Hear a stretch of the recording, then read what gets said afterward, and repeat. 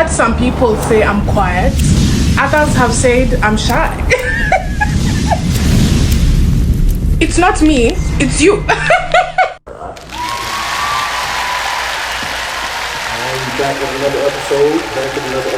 Yes, sir. Definitely, Rodney and Mark.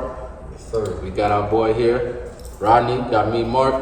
I'm gonna go ahead and let my man introduce himself. It's your boy Adam, you know what I'm saying? Streets they call me Deezy. Instagram, hey, your favorite CLT FireFighter. Yeah. What's up? Let's get it. Yeah, let's get it. Yes, sir. So I've been wanting to interview my boy for a little while now. Like he said, he a firefighter. He works in Charlotte. And had a few interesting questions to ask him about his job and his profession. So first we're gonna start off him introducing himself, like he said, as Deezy Adam, tatted firefighter on social media. Your favorite, get it right. But so we're gonna start out with asking you pretty much a description of your job. What would you give if somebody asked you for a description of your job, and what do you do? Well, I mean, we help y'all. Like, we here for the citizens. Like, anything they need, we here for the citizens. Anything y'all need, we do. We did everything from fixing somebody washing dryer for them to helping somebody flat tire, getting cats out of trees. You know, anything you need done, call 911. We're gonna be there doing it. Yeah, because I seen y'all do a lot of shit in cartoons back in the day, so I ain't know if all of that is true or that's just some cartoon shit. We do dirty work. Okay. How long have you been doing it? 5 years. 5 years. That's what's up. Yes, sir. In those 5 years, I would have to ask you what has been, I guess, the roughest job or roughest call for you so thus far. I say anything dealing with kids. Like that, it kind of hits home being that I had kids. So I've had a call like when a mom left a kid with the aunt wrote on the baby while she was asleep, and the baby didn't make it. So stuff like that, it kind of hits home, especially being like a father. Right. But that kind of stuff to deal with, like just anything dealing with kids or somebody used to losing their life at a young age, knowing they got a lot of life to live, like stuff like that really hits home. Okay. With you dealing with some of those experiences, do you feel like it changes you at this point in your life, or like you say, do you just kind of empathize with the situation? I mean, at the end of the day, it's work. You know, so I want to bring it home. So it's like the stuff you deal with in the moment. Like we have a good crew. Like y'all talk about it on the truck, get by the station, get through it, and you kind of just try to leave it at work because you don't want to bring it home to your family. That's when the stuff kind of gets sticky. Like you bring it home to the stuff, the drama or the trauma that you've seen at work, taking it out on your kids or your significant other. Like that's when it kind of just. It takes in a different route. Like it kind of desensitizes you too, because you see so much stuff. It's like I done seen it all, probably done it all. It's like so that kind of stuff. It kind of makes you kind of, I guess, heartless a little bit. So it's just a little bit of everything, like dealing with the job. Okay. So being here in Charlotte, what event, I guess, for you? What was the safest event you didn't had to, facilitate, and what was the worst one for Charlotteans, just to, I guess, give them an idea? Because, we used to have Speed Street. Yeah. I don't think they have that no more, do they? Nah. Well, I mean, we don't got Speed. It says Speedway now. Oh, okay, it's different. But most events I work a lot of special events. Most of the events, they're not really too bad. But it's like anytime you work an event, it's the possibility of something happening. Like I work a soccer game, end up getting a call to an officer involved shooting. So it's like you never know what you're gonna get. But we started for the stadium, like for the soccer game, if anybody fall or get hurt, too intoxicated, end up going to that. Right. So it's kind of like you go into it thinking like, ain't gonna do too much. Like we're just gonna chill today, do a couple little things. But hit something like that, it kind of like get your adrenaline up, make you change your aspect or the way you think about a lot of things. Okay. Like I worked at Charlotte, we ended up having CPR out there. Oh shit, yeah. So it's like any given time, something crazy can happen. Now did the person went down and takes the Charlotte? Right. It was definitely like that. Definitely like that. So, with that person that you did CPR on, did they was they? We ended up getting them back. No, I'm saying, was it just too hot? Like, did they pass out from? We don't know. Like, we just know the heart stopped beating. Oh shit! So, yeah, that's we had the CPR, get her back. We got her back. So hopefully she's still doing fine. But as when we left the scene, she was straight. Okay. So heart stopped beating. Nice. Okay. What was you doing before you became a firefighter? I work for the city of Charlotte doing construction. Okay. So it's like, Yeah, just doing construction, just dealing with. I still deal with people, but on I guess not on a lighter scale. Like getting cussed out all the time for being on the streets. Right. So it's just like it's different, a lot different. Yeah, so I got a couple questions. What made you like become a firefighter? Like, what made you be like, you know what, I think I want to become a firefighter? I ain't gonna lie to you, like I didn't. It's not something I wanted to do. They chose you. Like my dad was a firefighter. He did 30 years in Charlotte. Oh, And he okay. tried to get me to do it when I got out of high school. It's like, man, I don't want to follow in the footsteps. Right. Like I ain't trying to do that. But he always told me like, man, it's a great job, benefits good, like you love it. Right. So I finally got to a point where I was with the city doing the same thing every day, sitting in a hot truck. It's like I want to do something different. Like I wouldn't be complacent doing something I was going to challenge me to want to be better. So Right. I put my head out there and tried it. I got on. And I love it. Been rocking ever since. Gotcha. So how do you being in a profession like that, and you know, like you said, when you got the call about the aunt who rolled over on the baby, like how do you like separate work life from like home or personal life? Like It's I mean, just just being in that profession, I know that's and seeing the stuff that you see. right. Like how do you separate the two? I mean, it's not for the kind of art. Like you gotta be a certain type of person to do this job. Yeah, like, you absolutely. definitely see a lot of stuff. But me, I just know I can't take it home. I gotta cut it off. Right. Cause I know if I take the stuff home, like my son over there, like they want to suffer from it. Yeah. So it's just like I can't bring it home. So anytime there's something something happening that I have to struggle with or something that bothers me, talk about it at the station, get it all out. I go home. It's home. Work is work. Home is home. Right. Nice. Gotcha. Yeah, cause I work in the hospital, so I can, you know, like somewhat relate. But you know, I see, you know, as soon as y'all pull up to the scene, y'all see it. You know, probably a lot of times you probably seeing it happening or after Right, you right know, there, yeah. being, you know, I see it by the time y'all get to the hospital. I see the after effects. Right. Of it. So I definitely get, you know, like what you're saying as far as like, you know, like kids. Yeah. Seeing kids. Cause I mean, I can see adults coming in all day, but like you said, when you see the kids coming in and having, you know, Mark, us three having kids, like you said, like it definitely hits different. Like especially like babies. Yeah. Yeah. But they got so much life ahead of them. It's like just Right. get cut short. It's like, man, that ain't like. So it's definitely hurt. Like it hurt your heart seeing stuff like that. Right. But I commend you too though for Oh, yeah, I appreciate that. that. Ain't nothing simple to do either. Appreciate No. that. All right. So as far as like moving up in like ranks, the 5 years, like, have you done that? Like, Yeah. So when you start off, you come in as a firefighter one. It's 4 ranks on the truck. okay, You got firefighter 1, firefighter 2, got your engineer, then you got your captain. So and above that's like chiefs and all that stuff, but I ain't really want to get into all that. right. But so yeah, when I got on, I was a firefighter 1. After 3 years, you can test. So I didn't test my first year I could because my captain was retiring. Okay. So I was like, I'm gonna ride it out with him. So I didn't take my test. So the second year I took my test, I passed, and I'm a firefighter 2. Okay. So I get probation in I think July 6th. So if I wanted to, I could test to be a driver.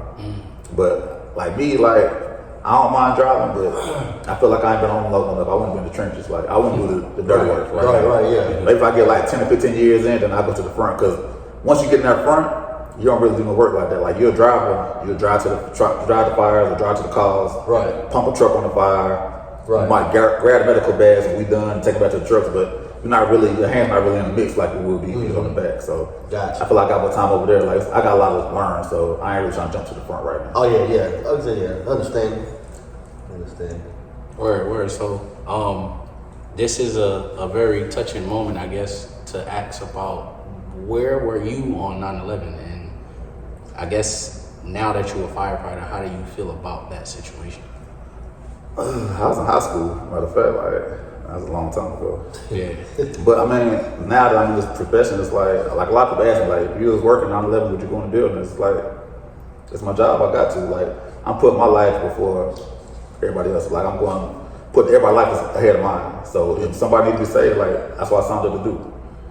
So I can't just be like, nah, I don't want to do this today. Nah, it's an everyday job. When I'm at work, I'm at work. All right. So if something like that happens, I got to go in there. Okay. Now, so I mean, like, what I meant by is like, I guess elaborating on just the type of situations you've seen, Right. and then throwing in some of the conspiracy theory type shit. Like, you know, whether some people say, you know, it was the planes, some people say it wasn't the planes that made the buildings come down. Right. So just being a professional, because taking a test and learning certain things, you gotta, you know certain stuff.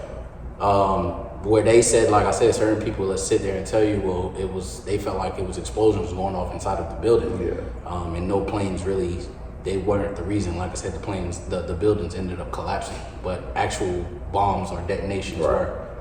I mean, I'm not a building constructor, but like I feel like a building of that magnitude, it shouldn't just fail like that. Right. Yeah.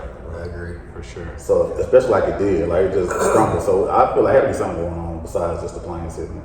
Yeah. And as I guess in that profession, but y'all, there's only but so much y'all can do, like you said, until it's out of y'all hands. Or y'all can't. Okay, got it. Okay. So I guess we can reverse a little bit and dive back into what were you like as a kid, from let's say graduating 5th grade, going into middle school. Raising hell.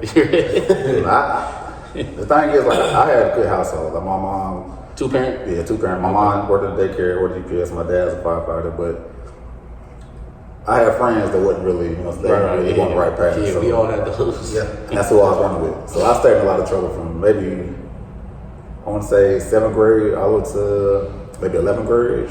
So I stayed getting suspended, stayed getting in trouble, getting kicked out of school. So, I mean, when I look back on it, like, I feel like when I had my son in 12th grade. That kind of changed from doing the stuff I was doing. Like I rode with the dope boys, I rode with the dudes that toting pistols. Like I did it too. It's just it's just a part of life. Just coming up, I'm from Shannon Park, so that's just how we did things back then. Shannon Park, where is that at? East side. Okay. Off the road in the plaza. Okay, yeah. I'm learning, so yeah, definitely. That's what's up. So being that we got Father's Day, a big weekend now, and tomorrow, a big day for us dudes. right. Just trying to connect that part. Was there a specific conversation you had with your children in terms of your profession, and just like you told us, like, when it's my job to do this, whatever it is, and given the chances, sometimes the chances might be slim, or it just might be up in the air, you know what I'm saying? Now, was that a difficult conversation for you, or just the type of person you and it just didn't, it kind of flowed to, I mean, it's definitely difficult. Like, tell them I might not come home sometimes. Right. Like, it might be a day something happen, I might not come home. Right. I mean, it's definitely difficult. I mean, my son is kind of get it, but my daughter, like, she gets it, but she don't, because she's 12. Oh, okay, yeah. She the youngest? Yeah, she's the youngest. Yeah, I got my oldest is 21. My middle son, he turned 19, the 30th of this month. Okay. And my daughter 12. So they kind of understood, especially like as guys, they know like daddy got to bring home the real thing. So if he got to do this, he got to do what he got to do to make it happen. Right. I mean, it's tough telling them like, there's some calls I go to, like my life definitely in danger. Yeah. So, but they get it. My daughter, she gets it, but she don't like it. I'm just like the fact that I'm a firefighter, but she don't like the fact that I'm doing stuff that might not come home from. Danger. Yeah, so. Danger, yeah.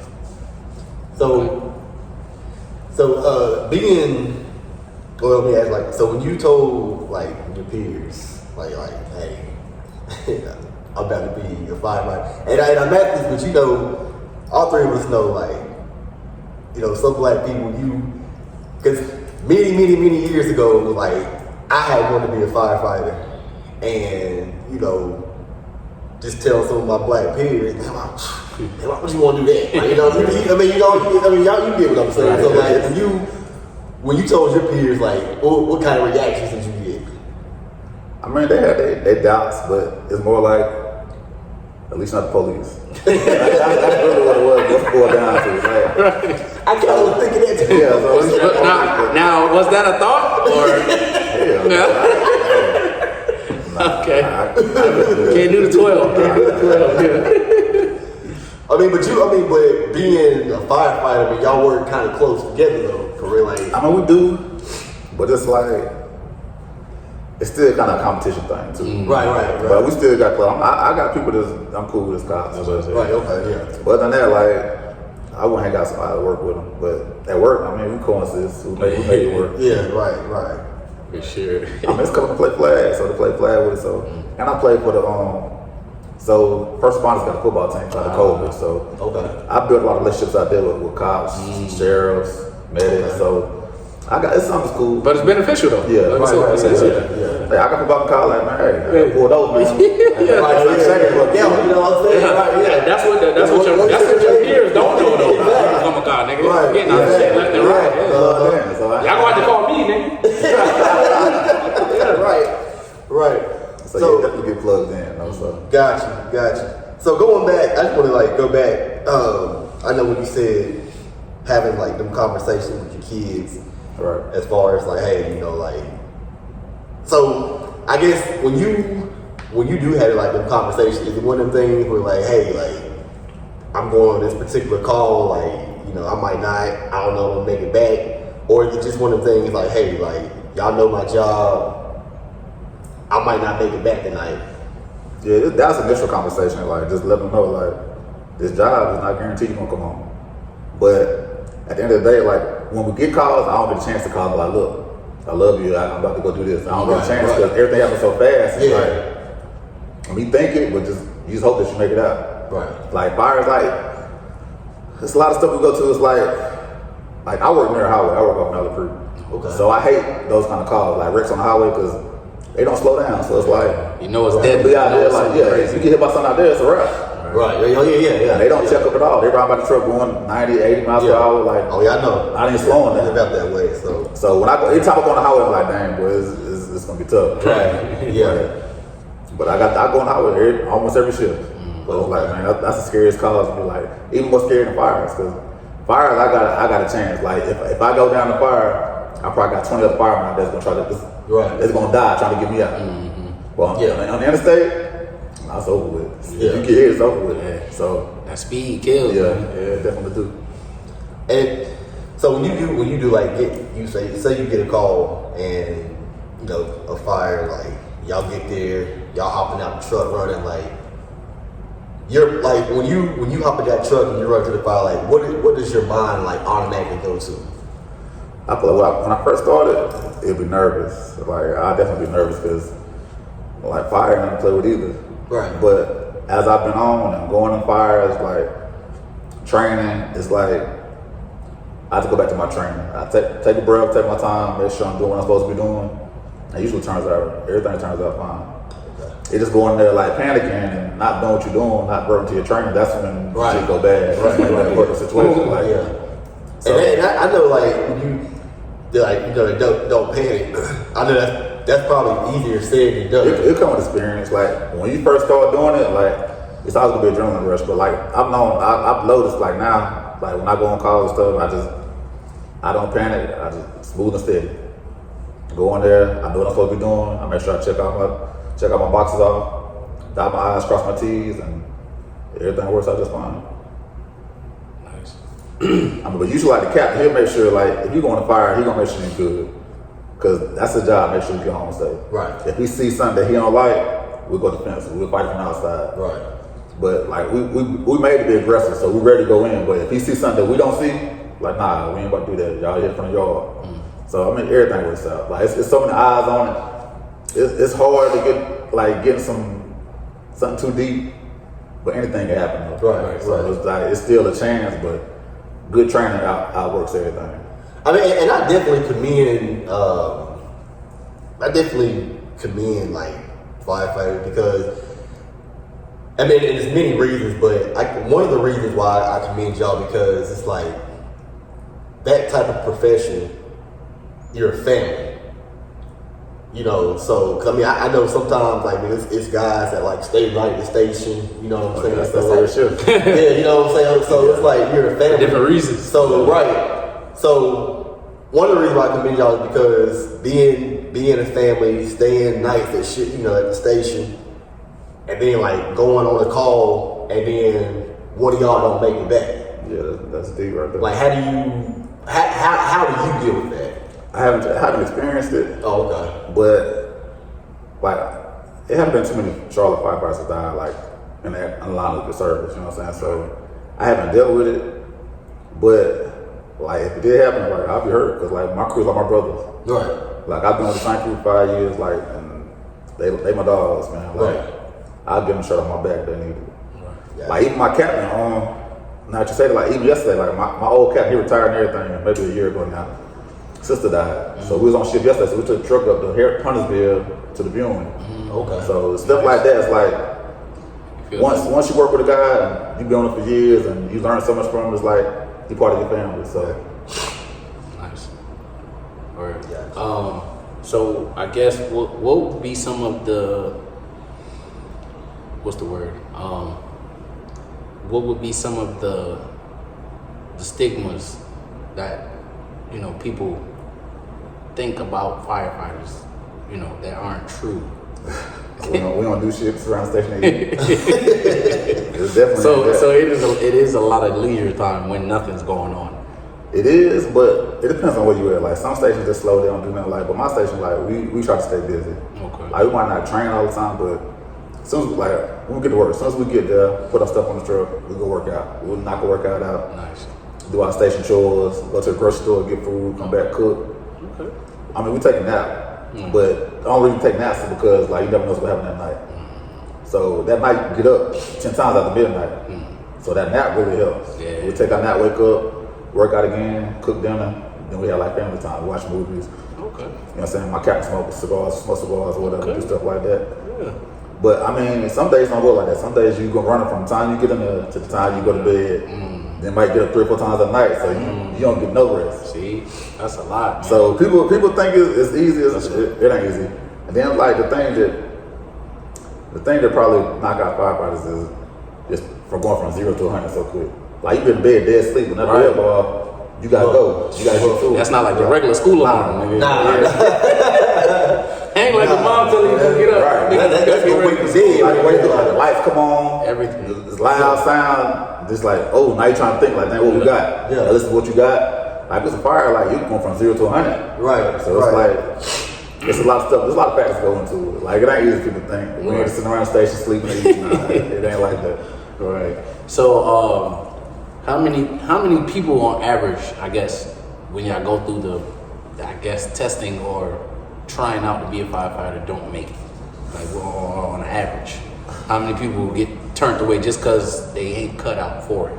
Or can't? I ain't gonna say cut out for it because some of them might have a mental, but then they don't pass the physical part. Right. They ain't cut out for it. It is what it is. So you gotta have both. It's 1 and 1. Yeah. So now a lot more get through because the testing process has changed. When I first started, I want to say the first time I did it, my dad wanted to do it when I got out of high school. I didn't really want to do it, so when I took the test, I just kind of just bullshit. But when I went to the convention center, it was from tables from the front all the way to the back. Damn. Probably over 2,000 people. Damn. They only hired like 50. So it's definitely like the odds are definitely like against you. But it's like each section of the testing process is knocked a certain percentage off. Like you got the written test, that'll probably knock a certain percentage off. Okay. Then you take the physical test, that knocks a percentage off. Then you got the interview process, that knocks them off. Then you got your polygraph, that knocks them off. So by the time you get to it, Ain't never do no polygraph. it's crazy. I knew like You be in that line for no reason. I ain't never firefighters do that. That's all I'm saying, bro. I'm in that line for no reason. Yeah. So I mean, like,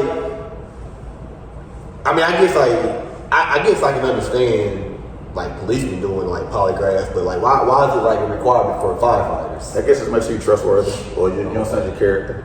Oh, That's basically what they judge about your character, how you interacted in your past, or what kind of secrets you got in your closet, like what's gonna come out. Right. So I mean, don't ask too many crazy questions. The questions are trust based. Like they ask if anybody ever betrayed somebody. Like just have you ever bought something stolen? It's just basically character questions. Yeah, test your character. Yeah, that's all it is for the most part. Gotcha. So I guess as far as like, I know you said you've been doing it like for 5 years. Like, what do you, as far as like moving, if you do moving up, like when you retire and be like, everything's all said and done, like what would you like to retire at? Like would you like to retire as a captain, or is there anything like higher than a captain? It's crazy because my old captain telling me I need to be a captain. I ain't built for it, man. I don't want nobody lies in my hands. You know what I'm saying? Like that's tough. Like say I'm a captain and I lose somebody. Like I don't know how I'll deal with that. Right. Like I wouldn't mind like doing the job part, but just the fact that I got your life in my hands. Yeah. And if something happened, like Yeah. how I'm gonna go home and like how I'm gonna tell your wife or your kids like on my watch. Right. So if I did, I do the engineer part. I do the driving. Driving. Okay. Plus it's a lot less stress on your body. Like you're not getting out of the truck, you're not putting gear on. You just getting into the car safe, pumping the truck on the fire. So it's a lot more lean on your body. So once I feel like my body aching too much in the back, I'll go to the front. So now, as far as like drivers go, is there ever? Cause I know you say like, so when y'all do pull up, so everybody else gets out for the driver's stays, correct? It's some do. So I'm based on my company. Like we go on a call, me and the firefighter in the back get off. We get our gloves, get the gear. We go in, like submit a call, we do all the vitals and stuff. Let Captain know what's going on, give him all the vitals and all that stuff, so he can revert to the medic. The driver, he'll come in, he'll assist. Like we need help, he'll jump in there. Okay. Like he don't mind get hands on, but Right. for the most part, we're doing the physical work. Okay. So he might just sit back. When we finish with the bags, medical bags, step back to the truck. Okay. Or say when we need help lifting somebody, he'll jump in and help. Like so, depending on like some crew dynamics are different. Like some drivers do sit in the truck. Like I've been in a station where the captain sit in the truck. So it's just everybody's dynamic is different. And that was going to be like my next question. Like, is there ever situations where the driver will get out? Yeah, I like my driver. Like he'll go get him. So we done bring him fires and he got his gear on. Like if we're not first in, he got a pump. Oh, he coming in. He ready to play. Okay. So he definitely got to get his hands in. And it's the athletic thing too. Like you competitors. Right. At the end of the day, like you want to get in there and make some shit happen. Because like a football field, you want to score touchdowns. You want to do the dirty work. Like you trying to hit something. So it's the same like with the fire department. Yeah. Now I do know y'all work like close to EMTs. Yeah, we definitely do. So you never thought about that route? Like, Nah, hell no. They not really. I mean, they all pay, but like you said, I mean, I feel like they work so much. they do. Like, Non-stop. They it's do. like it's not enough of them. Right. And they get a lot of flack because like we go on calls, we there 15 minutes sometimes. They're not in there yet, so it's like, but they're not. It's not enough. Like they underhire. Like they don't hire enough people. They ain't got no better truck. So, but nah, I don't go that route. Underpaid, for sure. Word. I guess what with like I said again with Father's Day being this weekend, tomorrow actually. Right. Again, what's some of the things that you do to, I guess, channel that energy that your dad, being the firefighter himself, and like he said, he tried to make you do it straight out of high school, and that stuff. So what direction do you go with your son or your sons? Not so much your daughter, because I know you have a different plan for her, but so much as your sons. What direction do you go with them in terms of moving and knowing the struggle you had from 7th to 12th grade or 11th grade? You know what I'm saying? How you navigate that with them? I put it like this. Like I feel like sons need their dad in their life. Like my oldest son, he's with his mom till maybe he was like 12. He started getting in trouble. He can't stay with me, so he kind of got on the right track then, like straight A's and B's, big good in school. So it just, I don't want to force them to do anything. Like I wouldn't have to live their own life. I'm just gonna give them the tools they need to get there. Right. Like I'm teaching about having credit, like teaching about how to pay bills and stuff like that. Like just navigating through life. Like they gotta make their own decision at the end of the day. Yeah. I can just coach them or be a cheerleader for them. Like I'm gonna be their biggest fan. Right. So I'm gonna tell them, if they see something, if I see something they're not doing right, I'm like, look, man, like take this route, or try doing this. Maybe you get a different outcome. But my goal is to cheer, make sure they do the right thing and get what they want to get. Now, do you think more men should be the primary caretaker in terms of For their sons? for their sons?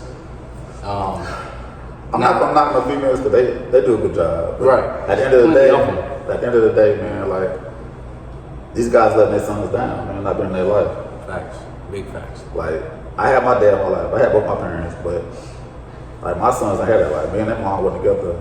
I think I was somebody like 5 or 6. Okay. But after that, it's been a struggle.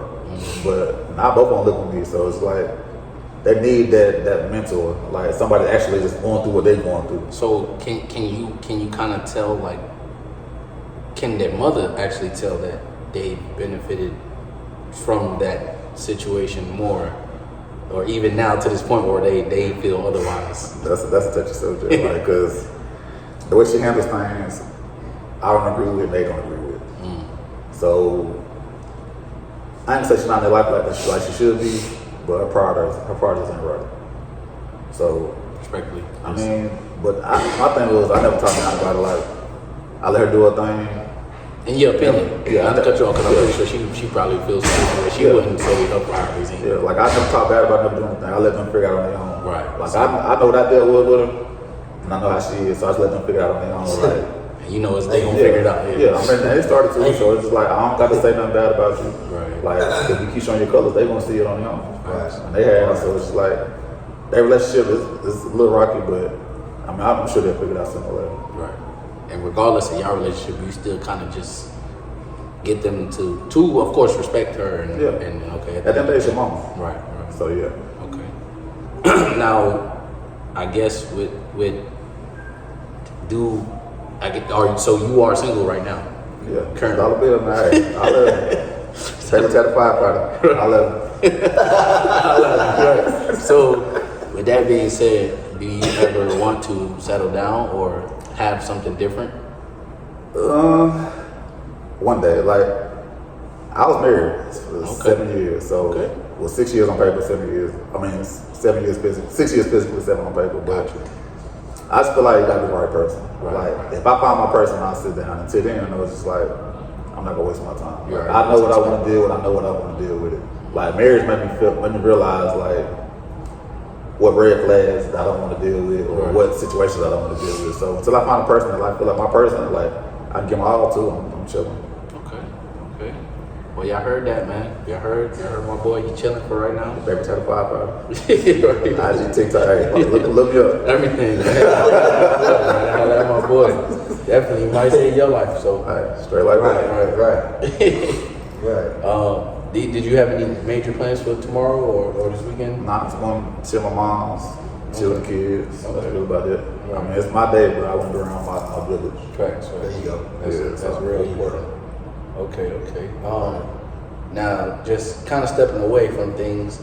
Did you listen to the Carter 6? Yeah. We used to go, man. He let us down. He let you down in the Carter 6? I mean, lyrical wise, he's spitting, but his beat selection is like, man, it's not the Weezy I grew up on. That's what everybody been kind of saying, and I think like as a Weezy fan, die hard. Like honestly, die hard. Like I said, I don't think he disappointed because Nah, he definitely was spitting. yeah, because like that's my thing. His main objective since I became a Wayne fan is just to spit. Yeah. Like he's like the overachiever in class.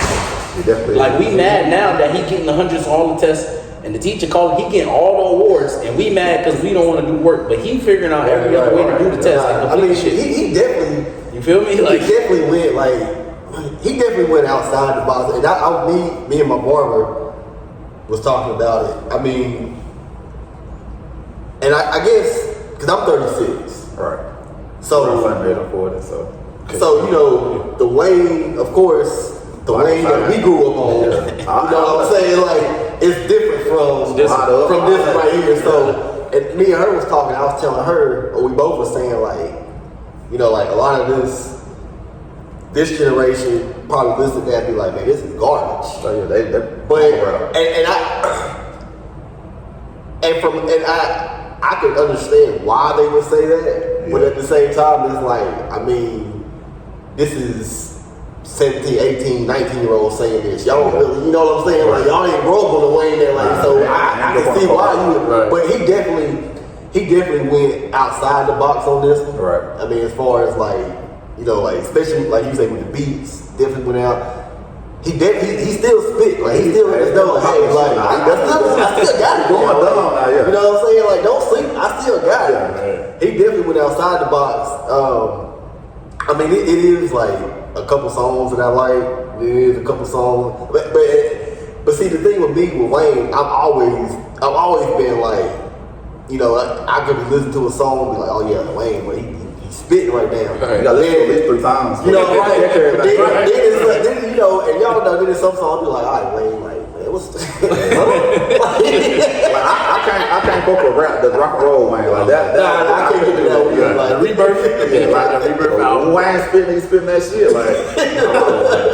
Like the prom queen and all that. I was fucking with the prom I queen. tried. I ain't gonna lie. Like I tried. Like you know what I'm saying.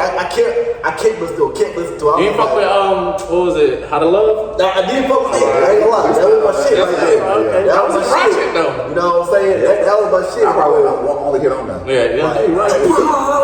I was just like. I think he had that Revolver on there too though. I think it was a song called Revolver he had on there. But I feel like Wayne always kill features though. So even to this day, he still gonna put him on the person he gonna kill. Yeah. He put him on the hook. It's over with. Yeah.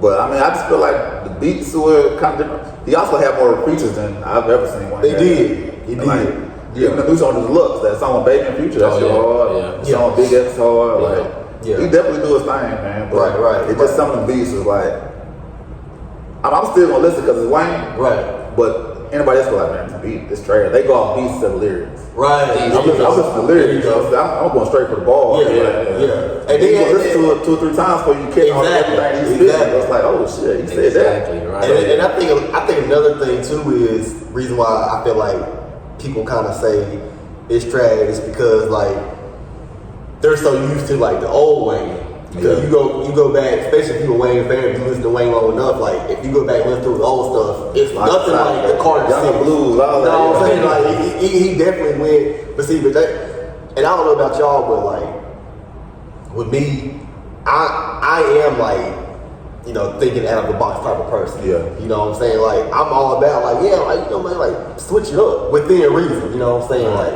it's nothing wrong. So that's why I say I can understand why some people would say it was trash, but it's like because you're that's the Wayne that you're used to. You're used to that. You know what I'm saying? You're used to the old Wayne, like that. You know, like Birdman and all that. You know, that's what you. But I put it like this: if Wayne drop another CD on anybody else beat, like the Jack and Beats again, everybody love it. Right. Yeah. This he gonna kill no ceilings. He gonna kill everybody else shit. Yeah. No ceilings. He gonna kill everything. Yeah. Mm-hmm. Yeah. So I mean, Wayne's still Wayne. He's still the GOAT. Yeah. Right. Now, I did, like, because I know, I mean, getting away, but also talking about Wayne as far as, like, because I know he was at the BET Awards, and he did, like, I think he did, like, a song. Yeah, he did a song off the album at the BET Awards. Now, what are y'all's thoughts on, like, as far as him not, like, because, you know, at one point he was going to perform, he was supposed to be like performing at the Super Bowl, but then things changed and like he was. What are y'all thoughts on that? Like, do y'all think do y'all think he would have been right for the Super Bowl, or do y'all think that they made the right choice with going with Kendrick? No, it definitely should Wayne in New Orleans. Right, I agree. Yeah, I'm with Wayne all the way. Yeah, I'm with you. Kendrick had what 3 songs? Like you got on because the Drake beat. Right. Wayne is the GOAT in his city. Come on, man. You gotta let that man go. It was disrespect. It was disrespect. You got to. Yeah, definitely was. So for you, who won the battle? Drake and Kendrick. Who won? Ooh, that's tough. Because I mean, I was Team Kendrick, just to put in, just to go ahead and throw something out. I was Team Kendrick. Even though I'm a Drake fan, but I was Team Kendrick. I'm a Drake fan, so I can't switch sides. Okay. I can't. Okay. Young Money. See, yeah. I mean, we can't. See, and that's the thing. I mean, obviously Kendrick like body Drake. That goes without saying. But at the same time, it's like we can't. Drake was really. He was that nigga at one point. Drake got hits out here now. Like, you know what I'm saying? Hey, you dropped that to a party next door. Still, Drake got hits now. Like, hey, I told him again. He said it the best way. He just wanted the nigga to go back in his lane, which was that party next door. That shit that he dropped right after. So he just didn't want you to. At the end of the day, Drake worry about your lane, bro. Like Drake gonna win because he got the ladies on the lock. Okay. Oh yeah, Kendrick ain't doing that, man. Nah, he's not going after the lady because he happily married. You know what I'm saying? I mean, but you still gotta settle the down. bands. Right, you do, and he did. Not like us. They're not like us. That's one track. That's all we did. That's all we took. I don't know. I mean, in the battle, yeah. Yeah. As far as hit for hit, come on, man. Yeah, I ain't gonna say that. You know what Drake doing? I've been saying all he wanted you to do was keep making the controllers, keep making the one dance, and I need a one dance, all that shit. The hotline bling, bro, I was with it. Like I said, all that shit, I was with it. At the end of the day, I mean, Just rap, keep Drake, shit rap. Drake getting more bread, so I feel like he win. All right, that's fair. That's fair. See, I think again, even with taking it back to Wayne, it was like, again, when you compare, like it's like motherfuckers got tired of Tom Brady winning. Motherfuckers got tired of Kobe winning. Motherfuckers got tired of LeBron. Motherfuckers got tired of Michael Jordan. Like when you take an overachiever at that craft, and I feel like in this day and age, again with basketball, with football, with a lot of shit, especially with the NILs coming in, it's no more. Change the whole thing. There's no more passion for the sports. It's no more. Sorry about the shit. Yeah, I'm not. I don't do this shit because I love it. Like I told my boy the other day, bro. Wayne is really gonna be one of the niggas that's rapping till he 80, bro, because he loves to rap. Right. Like, and the minute he learned how to not write that shit down no more and go to the booth and just spit it out, bro, this some shit he just do for fun now. It don't matter if it's bad. As a Wayne fan, I appreciate him still putting out music. I still appreciate Bron being in the fucking league. I still appreciate him not having retired yet. Yeah. Like he said, when he feel like it's time to retire, when he shoot the air ball or he feel like, yo, this just ain't it. Let me not go out there and embarrass myself. On his own terms, bro. But until then, that nigga is passionate for the game of basketball, like in every type of way. And no, you don't get people like that no more. Niggas is like you said, just coming in for the check. Yeah. Oh, I offered you this. Oh yeah, the 1.2 million. All right, let me take that and run with it. Like niggas is leaving schools. They even want to come to like the recruiting process. Who's gonna pay the most money? That's it. Niggas ain't saying, bro. All that shit gonna come with your talent if you really like that, and all work, it's gonna pay off, bro. So I don't know where that shit just went left, and like, I mean, I kind of get it though, cause like you don't want to go to a school and get hurt, have nothing to show for it, right? And that school making millions, billions of dollars off of you, right? So I get it, but it's still at the end of the day, it still got me passion and love for it too. Bro, that's the first thing first. As a kid, nigga, you outside till the lights come on. Yeah. Playing you love it. everything. Because I got big. I ain't trying to eat noodles all day. Yeah, I'm trying to come on my hood. Think about it like this though, and I get what y'all saying too. But think about it like this. Say you 18 years old. Right. And you done balled out. You balled out in high school.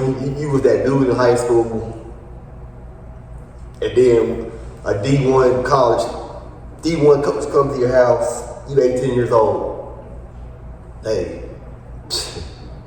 we'll give you $1 million right now, you can play for us. At 18 years old, you're not gonna be thinking about, I'm just, you know what, listen, I appreciate the offer, but I'm just playing because I love the game. You might think that, but you'll be like, nah, 18 years old, $1 million. I'm trying to get my grandma. Hey, I'm trying to get shine, I'm trying to get iced out. I'm trying to let little baby. Let me get that. You know what I'm saying? Let me get that. So I say that to say this, like, I get what y'all saying. Like, yeah, it should be because, like Mark just said, because I was that kid, like playing. I mean, I left the neighborhood. You know what I'm saying? I'm in the next street over. You know what I'm saying? Like, you know what I'm saying? So I get it, and I was, basketball, like that was my sport growing up. Like I was, like I lived in the corner thing. I had the best, so everybody, you know what I'm saying? Hey, you gonna get it? Man, I got plenty of like scars on my legs. Nigga, as a kid, diving for the ball. You know what I'm saying? So like I get that, but now it's to the point where like that saying really goes, like money talks. Yeah, dude. But I mean, it helped a little bit because. Said somebody playing 3 years and going to the league, like I'm gonna finish school and get this check and then go. Right. So, I mean, it's still simple to stay in school too, though. But I mean, I get it because I mean, at the end of the day, you want to get paid for what you do. Right. Like I don't want to be working for nothing. Like all these early morning workouts or missed sacrifices and stuff that I could have been doing to go to practice. Like so I get it, but I mean, it still changes the game though. No, it definitely does because now you got these college players.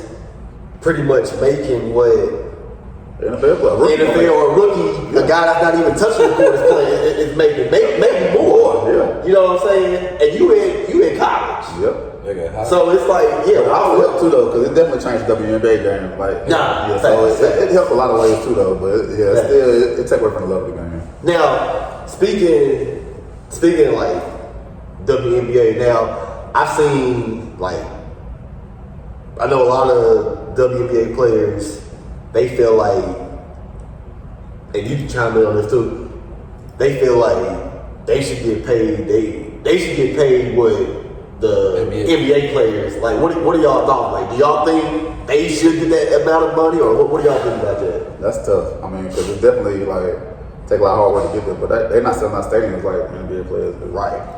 But they definitely they just make it though, because their skill set they doing something somebody else can do. Like other females can do what they're doing. Right. They're probably better than some guys in basketball, so they should get paid, but they gotta bring the revenue in first before they start getting it out. You know what I'm saying? So it's getting bigger, so I definitely see it coming soon. Maybe not as much, but up there with them. It's coming.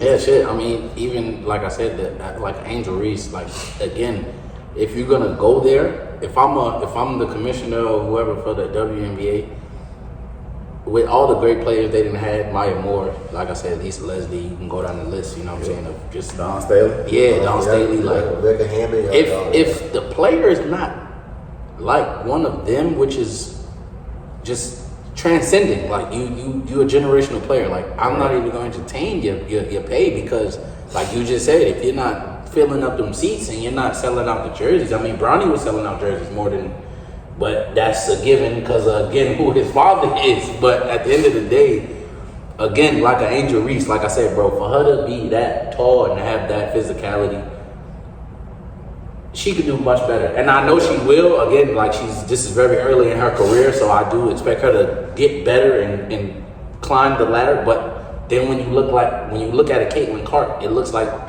nigga, she picked up right where she left off when she left Iowa. Yeah, she's gonna get better, but she's like, nigga, this is my mission.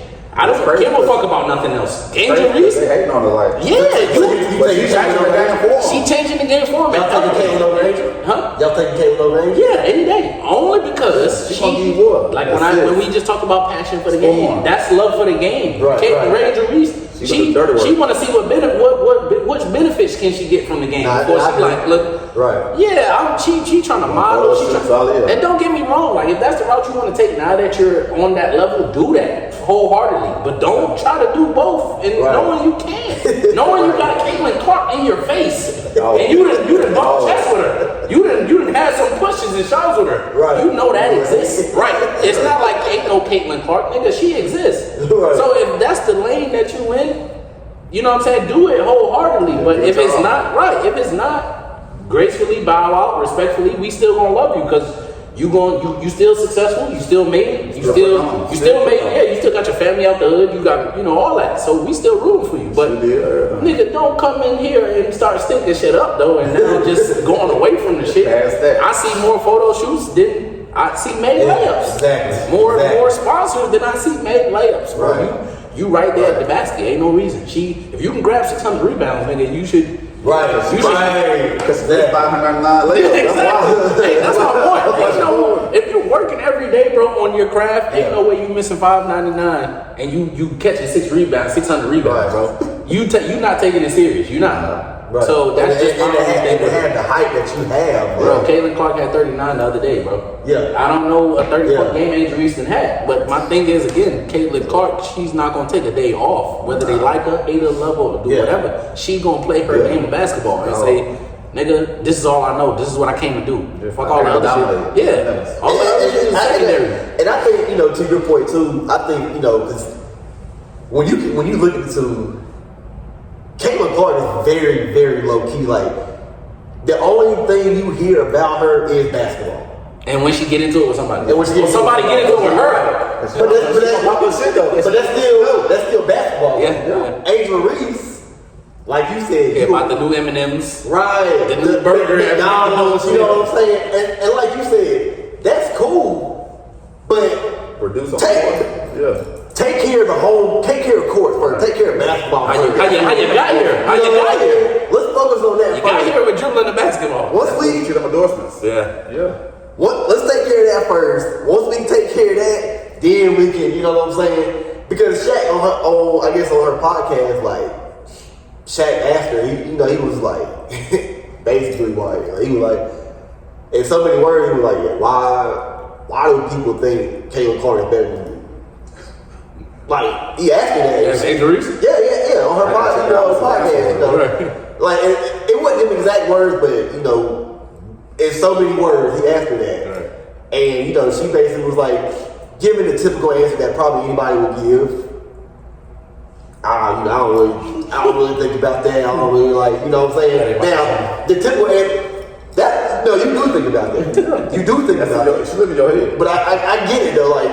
You don't know about know that though. Right. She lives in your head. Exactly. You know what I'm saying? Like, you do think about that. So, and I'm with y'all, like, I'm taking no shot to Angel, but yeah, I'm taking Caitlyn because, like, we seen what she did in Iowa. We seen what she's doing in the league.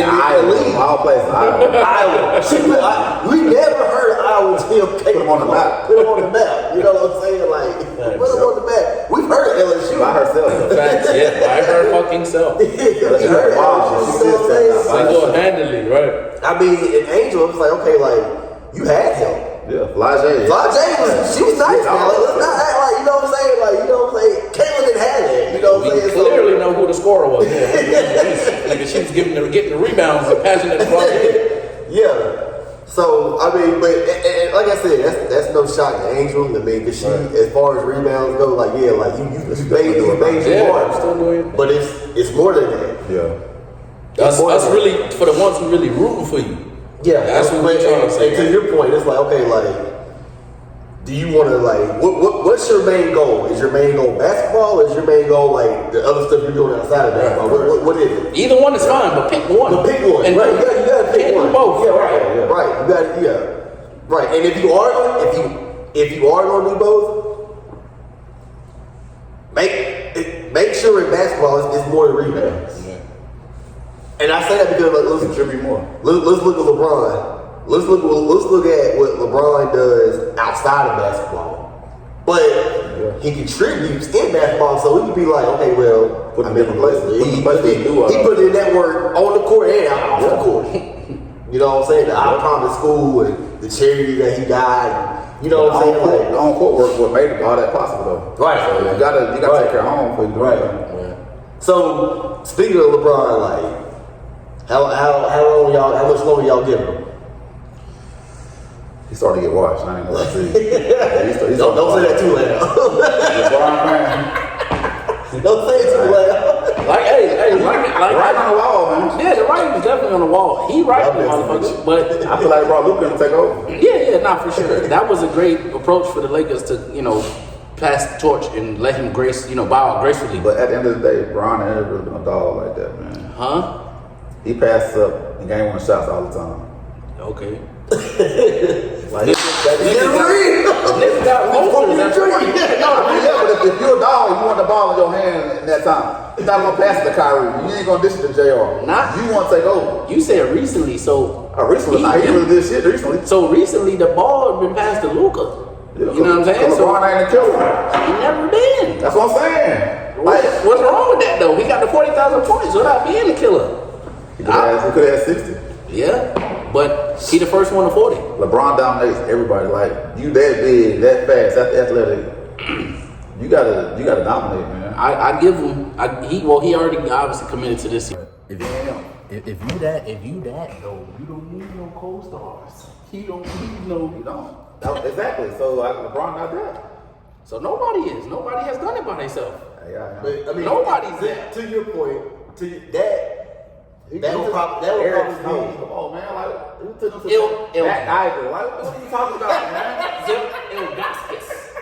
Nigga, Ilgauskas. Kyrie. A nigga named Ilgauskas. But you said Kyrie, Christian Thompson, J.R. Smith. Nah, he wasn't on. I'm talking about the team before that though. They didn't go to. That was the playoff thing. I mean, He took that. He didn't win.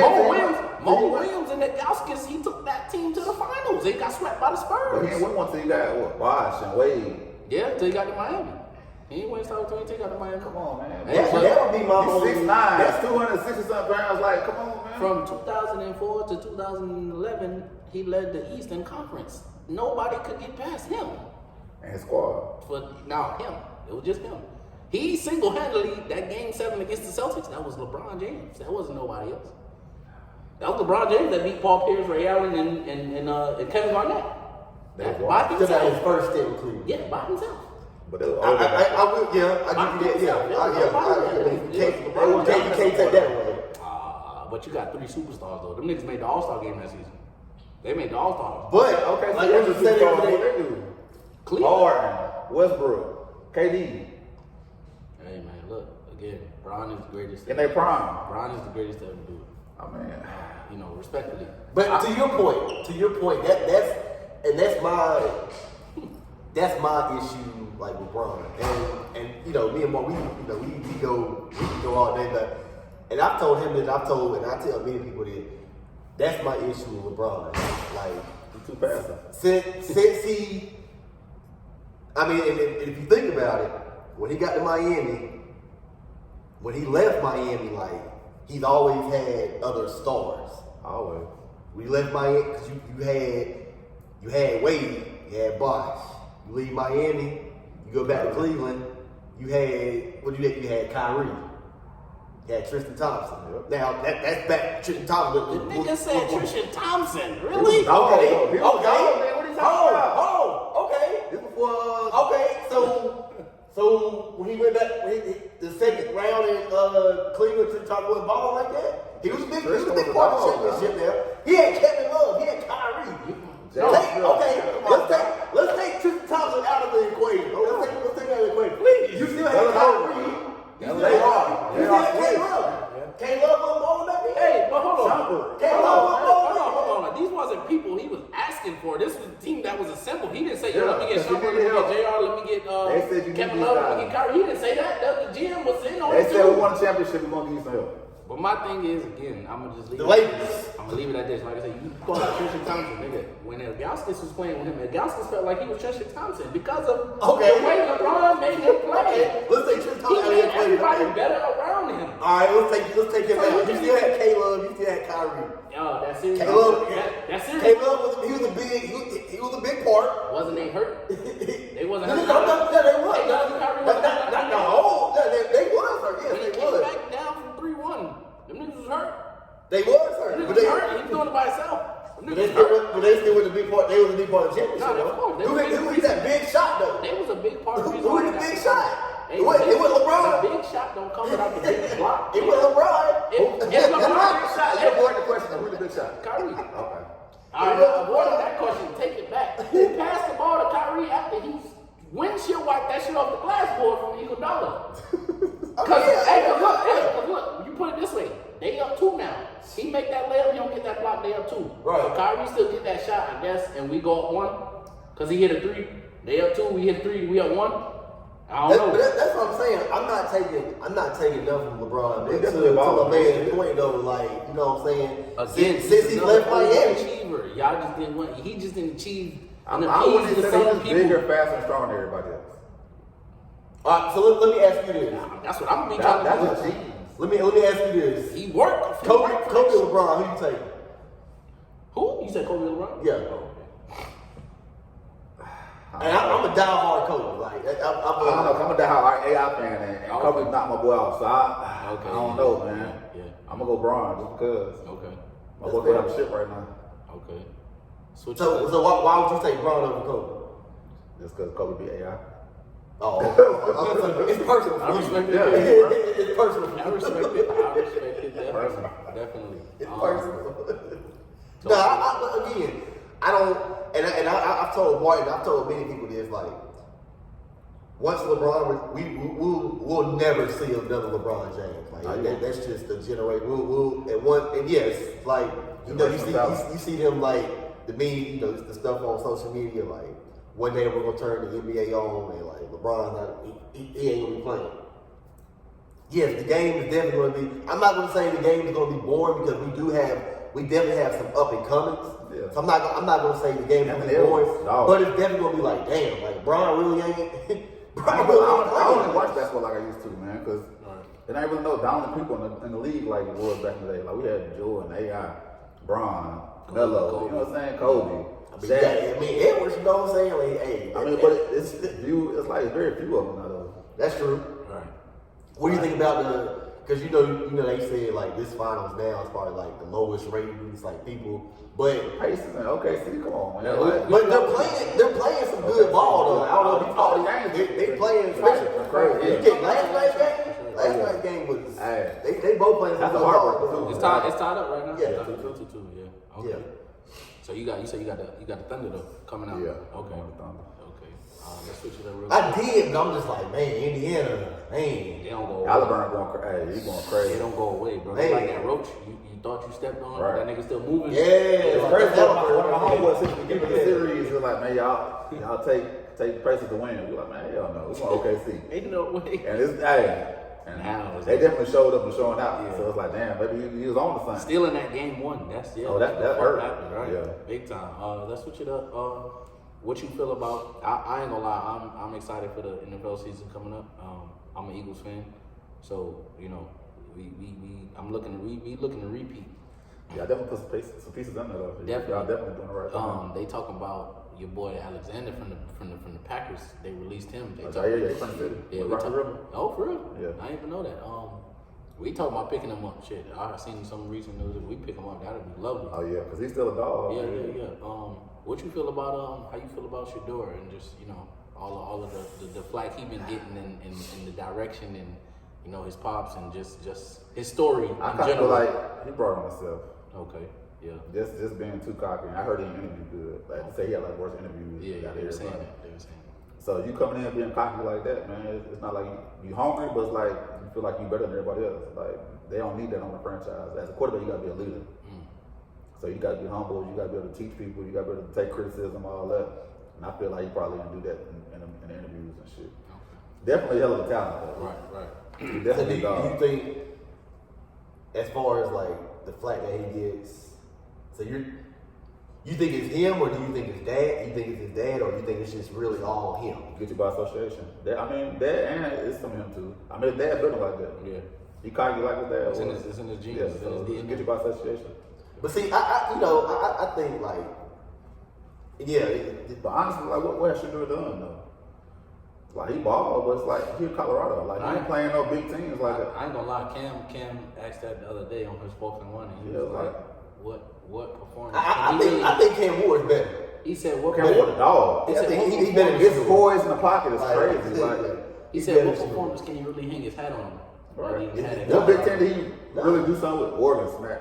Yeah. Like Yeah. he didn't play nobody big. What Nebraska after they smacked him too? It's like, come on, man. Like you didn't really do too much. I feel like Travis Hunter got a little bit more talking bragging rights than Yeah, because he doing on both sides of the ball. Right. That's why he went top 10. Like, Right. come on, man. Second Like, pick. yeah, too. Now, I will say this though, like, I mean, obviously, we know why he dropped down to the 5th round. Like, it wasn't because he just don't have the talent. It was to your point, like you said, like, he does have that cockiness about him, and like you said too, just guilty about the association. I think him dropping down like that, I think it was more so like, okay, like we got to show him like, He's yeah. more hungry now. So he gonna come out and show So that. that's definitely gonna. And I don't know, I watched a little bit of his like workouts. You know what I'm saying? Like he's definitely on pace to be the Browns starter. I don't think he's not getting many starting reps though, is he? Nah, he is. Well, He probably more with the backups. Yeah, he probably he's more- not. He hasn't done anything with the first But team. It's the all thing with is, the like, backups. the way they drafted is crazy though. But I mean, Dylan Gabriel in the first round. Yeah, right. And are you really gonna go with Joe Flacco? Like, come on. Right. Like, yeah, so it's like, but I'm an Oregon fan, so Gabriel a dog too, man. Like he an athlete, but as far as like he's a shorter quarterback. Yeah. So I feel like Shador, the ball is in his court, he just got to handle it right. Yeah. So it just depends. But I think who's that? The Saints. Who's that quarterback? Carr. Nah, he he retired. That's what I'm saying. So that kind of put Yeah, I was like Spencer That's Rattler what- or something like that. yeah. So why would they pick him up? Yeah. I think Carr just ain't telling them, so that kind of put him at a disadvantage. Like they easily could have took Shador and been alright, Right. but they passed on him because I think they had Carr, and Carr was like, man, fuck him out. Right. And then I think at one point, like, I think Pittsburgh was looking. Who they got? They went with Aaron Rodgers.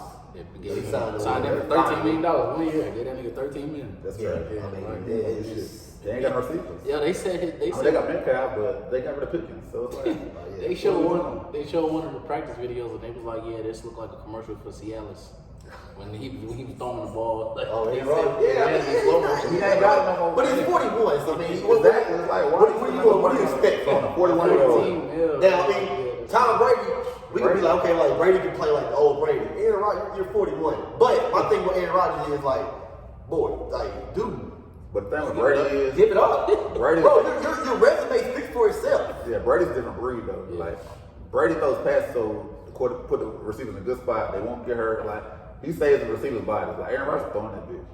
Right. Like, what he good at throwing Hail Mary? That's it. Right. He ain't really. He ain't got it no more. He can do a deep ball. That's it. He got Like, he brought everybody who wanted to the Jets with him. And didn't do shit with him. Right. You thought Devontae Adams about, see how that worked out. That's top 5 receiver right Yeah. there. Right. Hey, the absolute dog. I Yeah. give him that. Who give me a top 5 Hall of Fame for you, just NFL. Up there. Just any position, any. I'm a running back, so I gotta go with my boy Marshawn. That's my favorite player all the time. That's my goal. Okay. Marshawn, put Vic in there. Okay. Who else? Calvin Johnson. Okay. Oh, yeah. Got to throw Megatron in there. Who else? I'm gonna throw in there. Beast. I'm gonna throw Kuechly in there. Okay. Yeah. Oh, yeah. McCaffrey in his prime when he ain't hurt. Okay. That's Yeah, so Like, I'm when he's not hurt, like you said, Yeah. when he's not hurt. For sure. Let's go top 5. Well, I'll do top 10 because I think it's a little bit more people for the NBA. I like underdog. Oh, man. Underdog, okay. So my list ain't gonna be like that. Right. That's what I put with the hood niggas. Okay, so yeah. No, I that's got my what we nigga need. JR in there. Okay. AI, Yeah. Melo, Hoodie Mellow or just Mellow? Hoodie Melo all day. Gotta be Hoodie Melo. I'm gonna You throw talking Bron. about like Denver. Yeah. AI, JR Smith. Carmelo. That's Atlanta, right? Yeah. Kenyon Martin. You know what I'm saying? Yeah. But who else? I throw Bron in there. Bron dog. Yeah. That's what's up. KD. I'm gonna throw Westbrook in there. Westbrook dog. Okay, yeah, for sure. I'm gonna do for my son because it's Kyrie fan. I'm gonna throw Kyrie in You there. got to. Yeah. Hey, I'm gonna throw Beasley in that bitch, man. Okay. Just cause he a dog, man. Just the whole one-on-one thing he got going right now. Yeah. He Oh, definitely you entertaining. definitely tuned in. Like, I want to see him in Melo. Nice. That's what I want to see, him in Melo. Did you catch the one-on-one with him and Lance? And Lance. Yeah. Okay. That's what I said. Now I want to see him in Melo. Yeah. Right. I saw the Lance, Nah, the Melo. White Howard, doing that. They're scrapping today. Yeah, that's what I'm saying. Yeah, Like, like, our shit was crazy. And But then, yeah, that was stemmed off of the Marcus Cousins. He was in Puerto Rico the other Bro. day. He had gotten into it with a fan. what's wrong with that dude? They was man? they was throwing Gatorade on him and Oh yeah, he everything. showed his ass. I seen that. They Man, said, grab shit. but he said the nigga been talking shit to him the whole game. That's why I'm like, at the end of the day, bro, like niggas is human. Fans still gotta do a better job at like realizing niggas is still human, bro. At the end of the Fucking day, right. 6'8", Right. 250, whatever. Like the nigga's still human, bro. Right, Like, you right. can't just say anything you want just because you a fan. Right. Nigga, you think you protected? Nah, nigga. You can get the pink, get the paws just like anybody else. Still get the malice in the palace, yeah, nigga. That's what it almost turned into so many times. But yeah. I didn't ask you on the rap shit, but I need a top 10 for that too. Top 10. Top 10 or top 5. See, I like underground though, so I That's can't really. fine. That's fine. I got the Starlito Don tripping now. Okay, up yeah, top. nigga showed up. Wayne. I'm Starlito, Wayne, Let's see what I'm throwing there. Drake. right? What's that? 3? Yeah. 4. I'm doing for those plies back, old plies though. Okay. Welcome to my hood plies. The plies with the chain That's with the all hat. black, yeah. Yeah, with the the fitted- goddamn hood- the with fitted hood chain. on. Not with the two deep deep ass on. chain. You know what I'm saying? The goon. Goon plies. I'm gonna throw Nicki in there for the latest because she's Okay. consistent. Yeah. Consistent with it. Right. Wayne plies. 50 my goat. That's one Okay, of my goats. yeah. Word. Um, Best album, Get Rich or Die Trying? Classic. Classic. bro, it's one of my favorite movies too. Oh, Like, yeah. hey, Yeah, niggas 50, sleep on the 50 movie young. too, right? Who else? I'm throwing some new school people on the Honcho. He going crazy. Word. Rollo. You taking, Big the plug. you take, Yeah, where you rank Ice Cube at? From the fucking south. He said he don't even fuck with it too much. We ain't listening We listen to No Limit, Cash Money. It West Coast, like, was some spectating, like I forgot where I was watching that, but it was like, yeah, nah, Ice Cube is better than 50. Ice Cube's producer, man. Hey, man. Keep making the movies. They still feel things. I was a There's big no pop. Vaseline I'm a in big his pop. So. NWA days. I mean, I ain't never listened to Pop like that. Like, so Back when like, Pop was even young, though, you know, I back when was Pop was young, you know what I'm saying? That's cool. Soldier Slim. Soldier Slim, Yeah. Silk, See Murder, you know, I listen to that. Nah, yeah, Southern for real. Yeah, nah. So you was born and raised in Charlotte. Born and raised. Word. Yeah, say that. Yeah, it's the city. Right. Straight from the fold, man. What would you say your best attribute is for Charlotte? And worst, best and worst. The worst is, man, it's just like the kids here, man. They don't respect life. Like Charlotte done changed a lot, man. There's a lot of places you go. I mean, yeah, but just growing up here and just seeing it, like, facts. and then now working with the fire department, like, man, you see, like, man, y'all couldn't each other with nothing. yeah. Like you got, I mean, me, like I keep my pistol on me everywhere I go, just because you never know what happens. Yeah. Like, cause it's crazy here, man. Yeah. But it's a beautiful city, man. It's a lot of shit to do, man. A lot of beautiful women, a lot of, you know what I'm saying, a lot of stuff out of the city. You got the baby, you got a lot of talent in sports. You know what I'm saying. A lot of people from the city you getting on, so it's a beautiful place. What's like, that banana shit now? You ain't post one of them games yet? The banana, what's that? The So- Georgia bananas? Savannah Bananas. Savannah So I work case of Charlotte. They found- oh yeah, baseball team, Yeah, but they go crazy. Nah, they ain't saying that. But What the you thing have is, this shit they back? started at Gastonia, man. But they didn't want to renew the lease at the stadium. Oh. The dude that ran stuff down there, so he took us to Savannah, bought a Bradley Stadium and everything, and blew up. Damn. Like the next year after the team they just came out of nowhere. What the fuck is Savannah banana? What the fuck yeah, is but it that? started in Gastonia. That's crazy. Word. They went down there and blew up, but Now, speaking of like the baby, like do you, as far as like Charlotte goes, like do you think he's done a lot for the city? on what aspect? Just like put us on the map.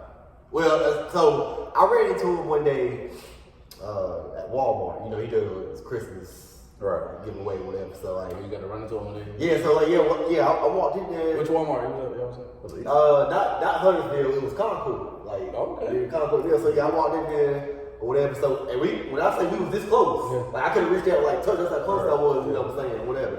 So, and I know like he does like, you know, like his like Christmas like giveaway. But I don't really know like, and maybe y'all can help me with this. Other than that, I really don't know like what he does for the city of Charlotte. Other than like the Christmas giveaway. Right. Now, I know like, you know, you say like, I know you do like events and stuff like that. Right. Like, so you might know like a little bit more as far as like what he does. I really see the same thing you see. I seen back in the day though. Like I just yes. Like he really was doing what he say. Like he's up there trapping. Oh yeah. You know what I'm saying? Some of the people I work with. So I know when you drive the yellow BMW. Like I don't know nobody seeing what they're doing this thing and Right. shit. But I mean, what you see is what you get probably the Christmas stuff. Like that's really all I heard of, you know, for the city. So Right. Yeah.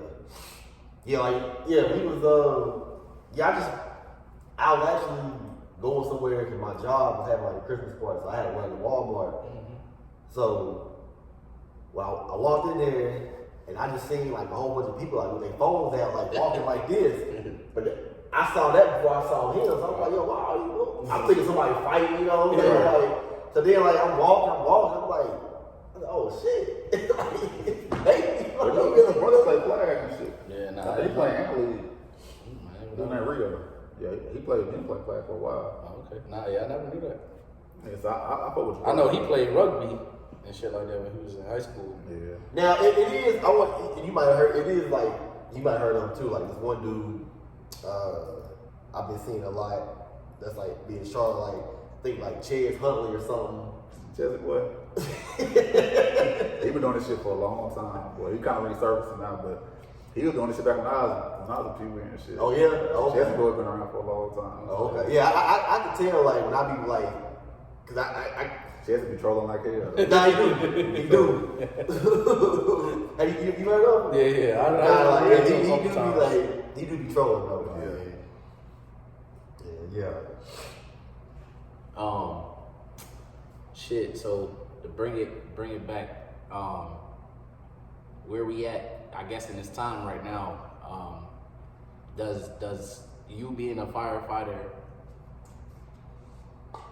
does anything that I guess like Trump doing right now in terms of like ICE and all that other shit, my thing is like, I feel like eventually if we had a civil war or another one, I guess, you know, it's gonna compromise a lot of shit for a lot of people here in the States, just for the simple fact, like I said, you got a lot of motherfuckers that's in the military or active duty like you are, a firefighter, but have regular civilians as family members. So that's obviously gonna be very contradicting to, you know, the president saying, well, go police these motherfuckers or go do whatever I give y'all orders to do.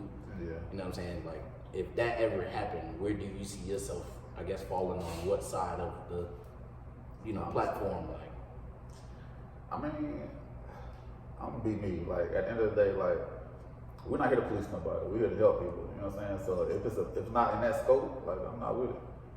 Like, I'm here to make sure the system's good. Like, I ain't here to goddamn, like, take somebody's livelihood or to make sure they can not do what they can do. I'm here to help. So I want to pick people up. So with the LA riots and stuff that's been going on with the ICE shit. All right. Now I think they was down there protesting today in Charlotte. That's not going on. In Concord. Yeah. Okay, yeah. So now that's what I'm saying. So say, because like the one in Florida. So even if we had an event like that, we're there for safety. Like, we're not there to do them. That's police shit. Oh, We okay. ain't doing none of that. Right. Like, we're there to make sure that if you get hurt, we're making sure you good. But I'm saying, if you see somebody throwing a big ass rock off the highway because they trying to drop it on, and you right next to him, he trying to drop the rock off the highway. Going out the goddamn way. That's a police Right, matter. like you said, That's a police matter. I ain't got nothing to do with that. Hey, that do that. I ain't kissing nobody out. Hey, I'm gonna get your cat out the tree. I ain't gonna do no bullshit like that. Come on, man. Thanks. As long as you don't drop that shit on me. Yeah, at the end of the day, y'all got guns up. Y'all handle y'all business. I'm gonna go over here. Right. 'Cause yeah, the one in Florida, I think he was like, yeah, we killing y'all. We not even telling y'all. Oh, that family. the Yeah, shit. we're pick Cop, up your names up. Yeah, He was said, like, "Hey, yeah. we're grave y'all for y'all. Yeah, we're gonna kill you. Yeah, that's So why they lock it now. That's exactly why. Yeah. There's ways to handle shit, man. Like, you just don't jump off the edge like that. Like, straight to killing somebody. What locking their ass up? It's like, you go straight Protecting to the kill service. them. That's the motherfuckers right. They said they supposed to protect the service. Now they can say, But now you know what? warrants, I'm gonna kill you. You know what? The thing with that is it's like, because if you think about it, most of the people that he was talking to are black. Well, they're not talking about. So I don't know. And maybe I'm going left field with this. Maybe I don't know. But to your point, that's what you go to first. Just straight killing. I feel like at the end of the day, if you're a cop, you gotta go home. But if you're black and in jeopardy, like, why are you gonna take somebody else's life? Right. Like, you got protocols, pepper spraying. Right. You know what I'm saying? Lock them up. Legs Shoot shot. them Yeah, leg. You know what I'm saying? You going straight to send them ass. Like, if they ain't got no gun on you, like, why are you going straight to the chest? This man talking about something. We're gonna go to your family to see where we can collect your remains. I mean, damn. That's not the right way to handle shit, man. Like I know within the police force, like I know it's protocol, Yeah. and I'm pretty sure the first step is not automatically killing It's not somebody. legal force. It's not. I guarantee it's not. You know what I'm saying? But like I said, like I feel like That's just the people he was talking about is mainly black people. Vendetta and hatred. That's all. And we already. I mean, we ain't gotta go into that. We know. Yeah. We know what That's it facts. is. We know what it is. Dealing with it for years. Man. It's Right. So we know how to get down. Right. We know. Yeah. We know what's up. Right. Do you deal with any of that type of like systemic anything in your field, like of work, or have you? More so like the higher ups. You know what I'm saying? Like with tattoos and hair and stuff like that. Before, like I said, my other guys in church, like when you pumping doing CPR on somebody's mom or help somebody's kid, they don't care about no tattoos or hair. It's like, but Okay, well, just color your skin. yeah, like Save my child. Yeah. Save, you know what I'm saying? Save my So, relative. other than that, like, nah, what I'm trying to cause was racist people. Like, they talk crazy, but at the end of the day, like, we don't go straight to fucking buck. Nah, we still gonna help them. We still do what we gotta do to make sure they're straight. We can't let that shit affect us. Like, we still got to job at the end of the day. Nah, for sure. Do you think, I guess, in the direction we're heading in terms of AI and all that other shit, like, do you think y'all job would change in terms of like see how they got the robot dogs and shit? in certain places, or they talking about, you know, partnering with AI to get, like, it makes sense, I guess, in a way, you know, to get more intel or information, you know, that'll keep y'all one step ahead of the criminals. But in y'all field, do you see anything as far as like AI technology that could make y'all job way better or more, or any less of anything? Like, maybe like the fire aspect, but far as like dealing with people, nah, because everybody not gonna be personable. You know what I'm saying? It's not gonna be compassionate. right. So I think the aspect right there is not gonna lead. Like they still gonna use to be compassionate, EMTs, aggressive firefighters. Like it's stuff that we need like actual people for. Like AI might be able to put some water on the fire, but they're not gonna go in there and talk to a person or get somebody belongings out, like a picture of their grandfather or something in there. They're not gonna do all that. You know what I'm saying? It's just some stuff we can do that they can't. Right. Okay. So I don't think it will. Okay. Again, it being a Father's Day weekend, bringing it back to just being a dad. What's some of the, I guess, highlights for you as a father, and some of your pretty much your why? You know what I'm saying? Like, what's your why, and what's the things as a father that makes you, like you said, when you could simply look at a deadbeat and be like, yeah, nigga, you ain't shit, or nigga, you lame as fuck. Like, you know what I'm saying? What highlights as you as a father to feel that way? Not to be like that. Like I don't get it, man. Like as a father, like you want to see your kids grow into something. Right. You want to see them be something. Like you don't want not be present. Right. And then what if your kids still grow to be something? Like now you like, damn, I should be in his life, or trying to get in his life. Like nah, it don't Ron work like James, that. daddy, yeah. It's not like that. Like build your kids up, man. You done seen a lot of shit, so they don't got to go through the shit, right? Like I mean, at the end of the day, they my wife. That's why I do what I do. Make sure they good. Like everything I do to keep a roof over their head, clothes on the back, put them in the right direction. Like I want to see them be better than what I was. So that's my why at the end of the day. Okay, so bouncing from your personal love life and how those situations kind of work out, what advice would you give your daughter in terms of, I guess, the type of women you deal with and the type of woman you would want her to be? You know what I'm saying? And then more so, are you one of those dads that's like, I want you to settle down with somebody like me, or like your father? Not the young version of you, obviously, but the person you are now. Like, you know what I'm saying? Don't build nobody like me. Okay. I'm married 7 years back outside. Like, don't build nobody like me. Maybe when I'm ready to sit down again. Like, damn. At the end of the day, I'm a good dude right now. I'm having fun.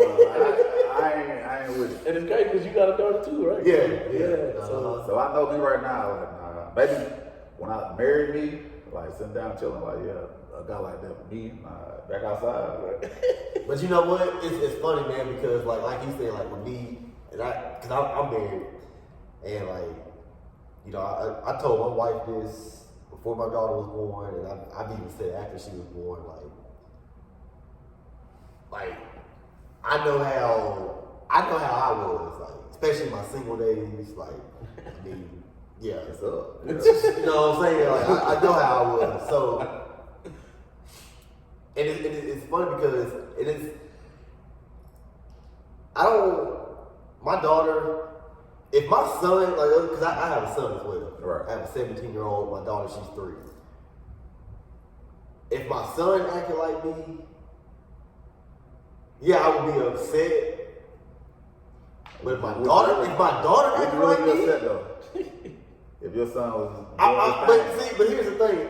I would be, but I don't think I would be as hard on him. Because I'm just like, you know what? Like, what you're doing, I did. at the end of the day, man, there's too many flavors out here. Like, That's what I'm saying. If he ain't ready to sit down and he outside, I'm gonna come in and do your thing. But that's what I'm saying. Like, that's what I'm saying. It's like, I would be upset, but I'd be like, I mean, I can't say too much because I know what I did. Right. But if my daughter did what I did, Oh yeah, nah. I'd be like, Damn, my wife be like, it's a double standard. And you're right, it it is. definitely is. It is, but think about it. It don't work like that. But think about it. If you found out your son snuck out the house, are you gonna be as mad finding out he snuck out the house versus you found out your daughter snuck out the house? Which one is gonna bother you the most? Your son sneaking out or your daughter sneaking out? Because you know what the dude on. You already know Exactly. You know what I'm saying? Yeah. But like you said, it should be a double standard because you know what your son on too. I say, but He you're could right. You're right. He could bring a baby back home too. You're right. But as a man, as 3 men right here, I would rather my son be got to have it for my daughter. Hey man, I ain't gonna lie to you. You got a daughter, right? So you know what I'm saying? See, and I guess, but You ain't going nowhere. You feel me? 25. You ain't going nowhere. You feel me? Like, right. as they say, as we already know, those the ones you going after. Those the And ones that's- you but looking that- for. but that's what I'm You saying. can't wait till she get out the house because you already know what time she on. But that's what I'm saying. I know when I was young and single, I know what type of time I was on. Bro. I know we know how these dudes out here think. But that's why I said, bro. You better do shit to my daughter. You know what I'm saying? At the end of the day, I done been in situations where you even like when you was in them days where you was hitting everything. Like okay, at the end of the day, bro, I done been in situations where a nigga might be like, you been the side dude, you done been the nigga she done cheated on her dude with all that. Right. You done been in every position. So in some of those positions where you'll get the other nigga, and he like the nigga hot or mad or whatever, and I'm like, oh, he'll come at you instead of the girl. I've got a couple husbands. See, I've been in situations like that. in that sense, I'm like, bro, I know it's me. Like, I'm the problem. It's not him, it's not know her, what it's me. though. Because I knew about him, and I didn't care. I'm not even gonna say that though. She's the problem for put you in that situation. Exactly, right. You gonna take opportunity, but she know her situation. Yeah. You know her situation, but if she gonna give to you, you're not gonna say no. Even but when she knows she's committed. Bro, even when a dude be like, well, yeah, your girl a hoe, or even try to play that card, I'm like, bro, at the end of the day, you think your mother was a saint? You think your mother was a saint? And you don't want to think about it like that, but when you think of your daughter, bro, look, at the end of the day, she gonna get to an age where all of that is gonna be like she reached a new level, and she unlocked this feature, she know how to do this now, she gonna want to do it. You know what I'm saying? It's gonna come. You don't gotta think, bro. But I get that. Trust me. I get that. You know what I'm saying? It's funny. Yeah, cause I didn't really have to think about my mom. Like, nigga, yeah, when they say, how you think you got here? You think your mom was doing everything you was doing?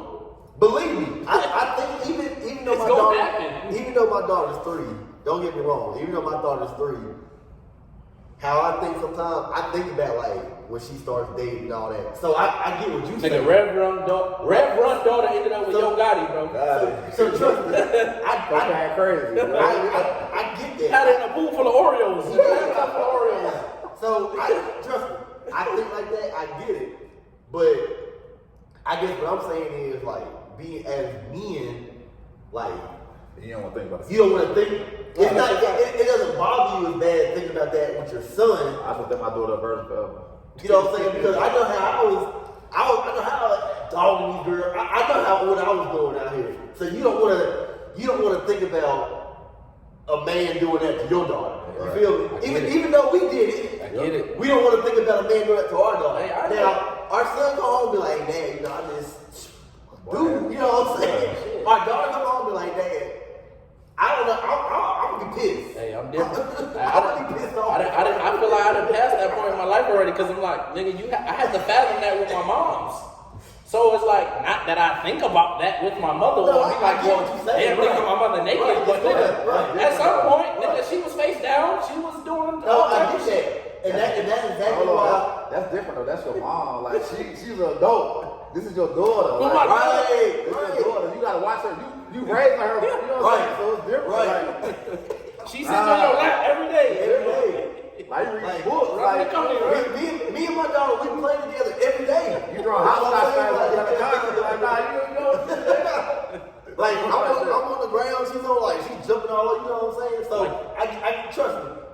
I get exactly what you say. I know exactly what you're Like he said, though, I would be prepared to go to the extremes, I guess, for my daughter. Just tell her, like, look, boys, nigga, they carry diseases from the age of this age that if they not married, they got a disease. And They got diseases. straight like that. Hey, Yeah. don't touch it. Tell them all It types might of die. shit. You gonna just look. You gonna drop it down. My wife will tell you.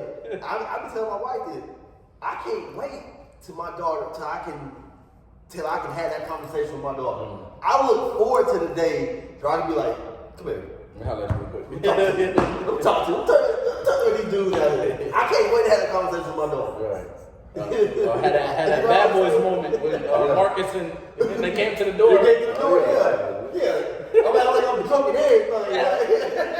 They was waving a gun and everything. Like, put some head, like, you ain't gonna play the game. I'm like, I'll back by 9:30. Street lights come on, y'all ain't back it You know up. what I'm saying? So, yeah, but I mean, I get it though. Yeah, it is. I mean, when you do look at it, it is a double standard. But hey, Right, we ain't going out. that's my girl right there. Like, you Yeah. know what I'm saying? Like, You don't want that's my baby girl right there. Like, but like I said, how I think, even though she's only 3 years old, I think about that, and like my wife said, like, well, you know, when it comes to like dudes, like boys and all that, that's gonna be something like me and her gonna talk about. I'm like, you're right, because most girls, they don't talk to their dads about dudes. You're right, it is. Right. But just know, I'm gonna be asking. Like, throw your 2 cents. You know what I'm saying? Let me pick my daughter up from school one day and I see her walking, talking, getting with this dude. As soon as she get in the car, Who that? why you carrying your books for? You carry. Your arms work, your hands work. You focus on schoolwork, that's it. Why you carrying your books? Hey, whole time she done made him a necklace. Nigga, you don't even know it. She done made the nigga a necklace. He rocking that shit every day.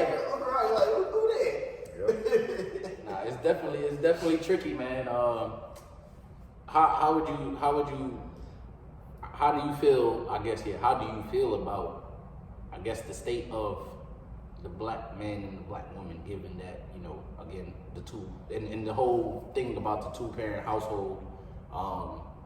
Just because I know lately, again, it's a lot of podcasts and there's a lot of areas where we're just clashing, like men and women, or specifically black men and women, just feel like, you know, we don't need each other, or she the prize, and niggas is not the prize. I kind of feel like 2-parent households is rare now. Yeah. Like, it's not around like it was. Like, Right. divorce rate higher. Like, it's a lot of single, but I don't know, cause like women feel like they more empowered. Like they don't. I guess back in the day, it's more like everybody played their role in a relationship. Mm-hmm. Now it's everybody want a bigger role. Like they want to be the provider and all that stuff. I mean, that's cool and everything, but come to agreement. Like, you ain't no need to put the dude down or put the female down. Like at the end of the day, you're gonna be partners. Right. Like teamwork make the dream work. You know what I'm saying? So piggyback off each other. Like you're gonna be stronger than something than I am. Right. And I'll be stronger in some parts than you are. Like make it work. Right. Yep. But everybody want to be top down, like Don Dollar. You know what I'm saying? But it don't work like that. We gotta be humble at some point. Like play your role. Either way. Yeah. No. You make more money, cool. Hey. Help your husband get up. You know what I'm saying? Right. Get up money, gotta make sure you straight. Like it's a partnership, man. Yeah, People lost track of it. Yeah, I also feel like people have they'll see something or they'll see a thing and then Too much reality TV. that and they'll want something Social for media. themselves that's not you. Like what's for you is gonna be for you. Yeah. What helped them niggas 13 years of marriage ain't gonna help y'all marriage. You know what I'm saying? Y'all shit You gonna be gotta unique. find your own routine. That's what I'm Right. saying. Like everybody's gonna have a different path and a different Right. experience. Whether all marriage is similar, but Yeah. nigga, everybody gonna have a different experience for the shit. Like you said, work for them, work for you. Yeah. You gotta have your own. And you your own gotta focus. have them tough conversations. And That's a big part, like communication. Like that's not one of my strong points, but that's definitely that's just something to kill a relationship. Communication will fuck a relationship up. Big time. And believe me when I tell you, like, me and my wife, we've had them tough conversations. People don't want to have them though. Like, But you know what? It makes the relationship. build character, build Trust. Yeah, all that. And it tells you, having them conversations, What kind of person you it is. tells you a lot about yourself, and it tells you a lot about your partner. Right. Because it's like, and usually the tough conversations is money, finances. Yeah. I mean, unless you just down here like just cheating. Responsibilities. If she finds out, but if that's not the case, it's usually like finances. Or somebody getting too comfortable. Or somebody, like somebody getting too comfortable. Yeah. So, and I feel like with me and my wife, having them tough conversations has helped. Like, cause and a lot of the tough, and I can admit, like a lot of the tough conversations is me. But I told her to talk stage. I said, look, I said I'm a lot to deal with. I'm not the easiest person to get along with. I'm a lot to deal with. But I want you to know this now because I don't want to Tell you in the beginning. I don't want to get this going and you be like, damn, like why you didn't tell me? And she has told me, like, she has been like, man, you remember when you told me? I'm like, yeah, You was right. you was right. You know what I'm saying? So when you say that, is you being the difficult one to talk to, or you being the one that she's realizing, well, damn, nah, he did tell me this already. He's right. When I say like, okay, so like I'm the type Stubborn. stuff that I'm definitely stubborn. Stuff that like you should get mad at, I don't. Stuff that's like really you make a big deal about that, that's me. That's my thing. Like I do. I'm too nonchalant. Yeah, Like I too laid back. don't let shit bother me like that. Like with their mom, my son's mom, like, I argued every day for 6 years. Ooh. So it's like now, like what I'm arguing for? Like I'm just Right. You got it. You win. Like I don't argue. Like it's crazy. Like And you know, my wife, but this is the relationship that we have, like, you know, like she quick to be like, see, it's that life thing shit. You know what I'm saying? Like, but Say something, push a button. She know what push a button. but you know what though? Like, that's the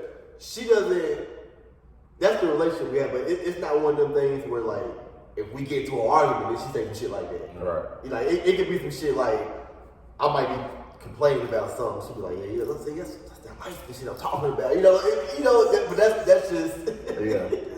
that's just our relationship though. But like I said, like them tough relationships though, I mean them tough conversations, it definitely makes the relationship like stronger. And I've been where you're at too. Like even though like when my oldest is 17, me and his mom, that arguing, trust me, this is for the birds. I've been there. Like I done been locked up over her, everything. Bro, I've been to the point where I'm like, nigga, Trump pardoning everybody. He need to make a day where you can just fuck your baby mother or your baby father. You can legally put hands on them. Just have a boxing match, like both And get away with it, yeah, right? get away with the shit. Like, cause you know how many times I want to choke this bitch, bro. Like, Oh yeah. And I'm just like, and I'm like, yo, the fact that I feel like for the first time in my life I don't have control over my emotions. It was crazy. Like it was a crazy feeling because I'm like, yo, for the longest, like you said, people know me to be nonchalant, bro, laid back. And this one time, But it's always that one person that knows. Yeah, she got me out me of with my character. son's mom. I'm Yeah, absolutely. yelling, I'm arguing, I'm drinking more, Yeah. I'm drunk every night because I know I'm arguing with this bitch. Been Like, there. and I'm like, yo, Jesus, I'm derailing myself. Like, just You know let exactly her what you do mean. it. Push some buttons and take That's what I'm saying, man. I don't lie with the jail of this woman. You know what I'm saying? Like At this point, damn. that's why I'm like, now I'm kind of just at the point in my life where I'm like, you know what? What's the point? I just need all of them to be with me, so I don't even have to contact her for nothing. Your piece is everything. That's it, bro. Exactly. And I'm realizing that now, and it's a little later than I wish I should have realized it. But yeah, bro, like if anything gonna compromise that peace, bro, don't. I feel like I'm working. It might sound bad, but I ain't talking to my kids' mom for like 10 years. As soon as they got phones, I contact them. Straight like that. And that's why I say, yo, you know what? It fucks you up, man. Like you can't have no peace. Like you call and talk to your kids, it's arguing over nothing. Over nothing. What are we arguing about? Like My son's mom got me till this day, I'm blocked. She got me blocked. I don't even want to talk to you. Well, I would ask her. I would assume she would tell me information that I needed to know or I thought I needed to know, and she don't tell me shit. So I gotta have conversations with the oldest, and I'm like, bro, well, he ain't the parent though. Right. And then, or she'll do shit Exactly. like, I'll send my son over there to go stay with her. He'll come back, and I'll go through his phone, and I'll see that they made plans for him to come back. I said, well, when the fuck you gonna let me know? Right. When the fuck, like, oh, so you feel like you just don't need to speak to me now? Right. All right, I see what we doing. Okay, I thought you would have had at least that much respect for me, because like, nigga, you do what you want to do. I don't bother you. I don't call you. I don't text you for nothing. Right. You can't at least tell me that you plan on having my son again. I'm confused. Nigga, the one that threw me off and just made me just say I'm done with her. I told you the time she was like, oh, yeah, I want him to spend the weekend. I said, all right, cool. Pack this nigga bag, everything. She was coming back Sunday, just in case Monday. I packed the extra outfit. Underwear, socks, shirt, undershirt, nigga, everything. I have 4 outfits of undershirts, shirt, pants, boxers, underwear, and socks. Nigga, why he get there? Nigga stayed there for 3 days. came back to me in the same clothes I dropped them off in. I said, what the fuck is going on, bro? She said, I asked her what happened. She said, oh, you didn't pack nothing. I didn't see anything. Bro, she gave me the same bag I gave her. I looked in the same clothes is there. What the fuck? You just didn't look. Oh, you didn't give a fuck. But little shit like that just made me say, yeah, I fucked up really. But like I said, for so long, I just let her piss me off when I should have just, knew the type of person she was going to be. Know that wasn't going to change. And went along with my peace and went, try to keep my peace. But the crazy thing is, like, people take their judgment, like, female judgment, like, to a high regard. Like, my son's mom talked shit about me for years, like, I'm deadbeat, I just my kids, but I see people out like, damn, I talked to your baby mom, she said, you never had your kids, but every time I see you, your kids with you. Like, my kids have been with me for years. Like, anytime I go somewhere, my kids are with me. That's crazy. So it's like, man, you say all this stuff, but ain't no point in fighting with it, like, just show it. Like, you know what I'm saying? It's all gonna work out. Like, everything's gonna be seen. Like, you might say this, but when they see me like I got my kids, like, why they gonna do what you say? Right. Like, see my kids with me, but do the same with you. Like, come on, man. And then I be telling them, like, y'all listen to everybody but the kids. Yeah. Because if you really want to find some shit out or know some shit, ask the kids. Yeah. They'll tell you. They'll tell you the truth. The most truth, the cold-blooded truth, nigga. Nothing but the truth. I don't know what else to tell you but the truth. Except for when they get in trouble. And then you ask them, then they lying on you, nigga. They lying to you. No filter at all. But you ask them the truth about their mother or their daddy, bro. They gonna tell you the truth. Raw and uncut. Don't ask the mother, nigga. Ask the kids. Raw and uncut. Like, my son's over there. We went to the barbershop. Dude been cross-eyed and shit, like a motherfucker. He walks up to him like, what's wrong with your eyes? So it's like, come on, man. Like, Yeah. Like, they say, no filter at all. Like, come on, like, what are you doing, bro? You gonna sit down and through your haircut? Like, you about to run a fight with this motherfucker. Right. Like, Yo, chill out. no filter at all, man. But yeah, That's what I'm saying. Kids, boy, they don't. Definitely They don't care, man. At the same time, bro. So they gonna tell you the truth. They ain't gonna sugarcoat nothing either. Nothing. Nah, for sure. So would you, I guess, well, I think you already touched on that, but would you not advise him to bring a certain type of women home in terms of the color of their skin? Because I know it's a lot of people that, believe. You gotta love who you love, man. You know? Right. I ain't about to go no skin or color. It's just like personality, like the vibe. Like you can't go up skin color. Like you might find a vibe with somebody that's not your race, but I mean, if that's what you like, it's what you like. For sure. Okay, that's not bad, man. 'Cause yeah, it's a lot of parents out here that are one-track minded, and they're gonna tell their kids at an early age, like, yeah, only date black or That's what probably can't they let decide your that. race. Let them live their life. They gotta Because you learn did the to same live- shit, yeah. They gotta learn to live on their own. Yeah, for sure. I was gonna do make one try for. That's all I was gonna do. Make them more curious, right? Like why should I do? Why he don't want to do this? Why they want to do that? So they gonna do what they want to do regardless. So let them learn on their own. Okay, so They'll figure it out. what's something you would I guess if I was trying to be a firefighter, you know what I'm saying? Why would you tell me to be one? Or why would you encourage me to go ahead and try?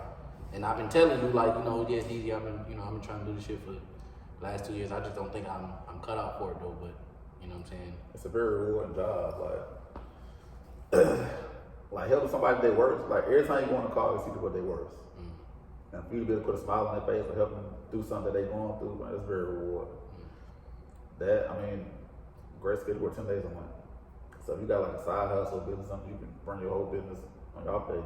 I got my schedule for the next 5-10 years. So I can plan around the days I work. Right. But the biggest thing is how rewarding the job is. You never get complacent. Because you're not going to do the same thing 2 days in a row. Right. Every day different. Like, the station chores and stuff might say the same, but you're not going to run the same 2 calls. You know what I'm saying? It's always going to be something different. Mm-hmm. You're going to learn stuff about the city, learn stuff about people. Like, it's a people's job, man. You got to be compassionate, too. So, just the fact that you feel rewarded, like you're actually doing something that has a purpose, right? Like that's the reason right there. And what's a good show, I guess, that you watch that's related? Or I think for me, I fell in love with like that show 911. None of that shit like it is real life. For real? So I fuck with Chicago Fire though, man. Okay. But like the dude that writes Chicago Fire, I think he a firefighter for real. So Okay. Some of the stuff they do is kind of realistic. But a lot of that shit, like some of that shit, like just exaggerated. Like station life, you ain't just have a relationship with your fucking. Right. You Somebody can't. that's like leave your wife and shit like that. You know what I'm saying? So, but I mean, people do it, but you're not gonna be on the same ship, right? The same trip. Right. Like the policy in Charlotte, like if say you my brother, sister, wife. Yeah, that's the policy. Like, we can't work on the same ship, let alone the same truck, Right. or in the same battalion. Yeah. Because like, say we're on the same truck, both of us end up getting killed or something. Like, your parents lock up, your child lock up their parents. How you Right. saying, You know what I'm saying? So it's like, that part's not realistic. But as far as like some of the calls they run, listen, but 911, that should be crazy. They run crazy ass. They had a baby. Somebody flushed the baby down the toilet, but they had to get the baby out the pipes, bro. They got the baby out. They they went in the wall, cut the pipes, got the baby out. The big ass stuff like a bee, something bees flying around the like, what's going on? Like, but yeah, Chicago, I watch all of them though. 911, Here and yeah, my shit. That's on my rotation. So. Okay, so give me a top 5 movies for you. Get Rich or Die Trying. You already did say that. Napoleon Dynamite. Shots. Okay. Let's see what else. Friday. I'm gonna say Billy. Okay, that's a smooth 5 lineup right there. That's definitely a smooth lineup. Okay, we can definitely go ahead and wrap it up. End it on your plans for tomorrow. Like you said, you just for the big Father's Day, chilling with the village, man. And what does a day like that consist of for you? Like whenever you chill? We do it at least once, twice a month. Just chilling with the people I know got my back. We might go to Boardwalk, the wine bar, play Monopoly cards. You know what I'm saying? We just do a little shit, man. I'll put my corner, like we try to keep it tight. Family shit. They're very family oriented, so. Word. Anything else you want to ask? Oh yeah, I'm good. Yeah. Appreciate that, man. Yeah, We're bro. gonna wrap it up. It's Another enjoyed, episode from Roddy and Mark, man. Appreciate Subscribe to my channel. C'est pour moi-même, zone par même. Ou anglais, bap. Beef!